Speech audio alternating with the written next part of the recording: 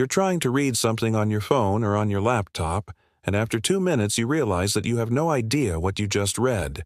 You go back, you reread it again, and now you feel frustrated because you still don't know what you're reading, and you know that you're not able to concentrate at all. And this happens with everything these days. It happens when you watch YouTube videos.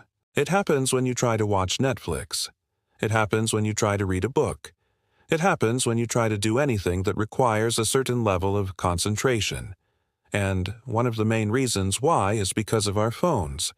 When we reach for our phones to check something, most of the times we end up getting distracted by something else that is not important. And so I decided to do an experiment. I decided to go full digital detox for 30 days. And this is how I did it, and this is how you can do it too. This video will be divided into 3 parts. First, we will talk about how screens affect our cognition. Second, we will talk about the steps that I took to fully disconnect from my digital life for 30 days. And third, we will talk about how you can reconnect to the world around you to bring more balance into your life. So first, let's understand how screens affect our cognition.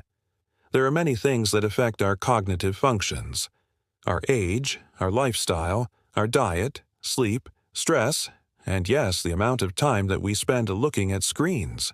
A lot of research has been done on this topic, but the 2 that I found the most interesting were this study done by Action for Children and also this other study done by the University of London. In the first study, they assessed children before and after the lockdown to see how their cognitive abilities improved over time during lockdown. They were less exposed to screens. They were doing more activities outside. And in the second study, they wanted to know if a 30-day digital detox would improve participants' mental health and their cognitive ability. What they found is that after 30 days of disconnecting from technology, there was a significant improvement in attention, memory, creativity, and mental well-being. Why does this happen? Screens make us multitask a lot. We get notifications, emails, messages all the time. So our brains get used to switching tasks quickly all the time, and this constant distraction makes our brain's ability to concentrate worse. Now I want to share with you the 6 steps that I took to implement a full digital detox. But before that, if you're finding value in this video, please consider subscribing to support me. It helps a lot. The first step is to define your goals. Why do you want to do a digital detox? What do you hope to achieve? In my case, I wanted to improve my concentration so that I could read more, learn more, and do less mindless scrolling. Second, identify your triggers. These are the moments in which you're most likely to reach out for your phone. For me, it was when I woke up, when I had a break at work, and when I went to bed. Third, prepare ahead. If you feel like you won't be able to resist the trigger, then take your phone out of sight, out of mind. Put it in another room, or put it in a drawer where you won't be able to see it. Also, prepare alternative activities for those moments. For example, if you get triggered while you're brushing your teeth, then have a book next to your sink, or maybe some flashcards. If you get triggered when you're watching TV, then have a board game nearby or maybe some cards to play solitaire. Fourth, stick to your plan. This is the hardest part. You need to practice delayed gratification. So if you feel like you really want to check your phone, then wait 10 minutes before giving in. Wait 10 minutes and you'll realize that the urge goes away. Fifth, be patient. It takes 3 weeks to form a new habit. So don't expect that in the first week, you will be able to completely disconnect from your phone.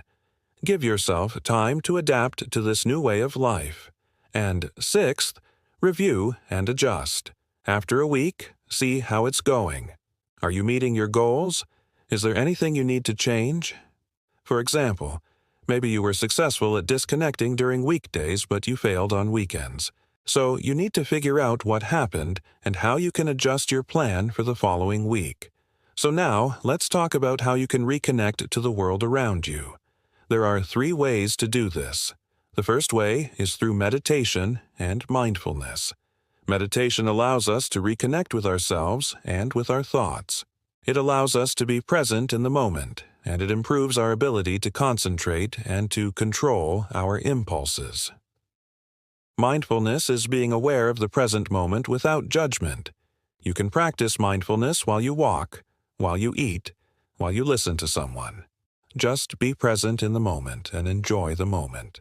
The second way is through physical exercise. Exercise releases endorphins, and those endorphins make us feel happy. It reduces stress, and it gives us a sense of accomplishment.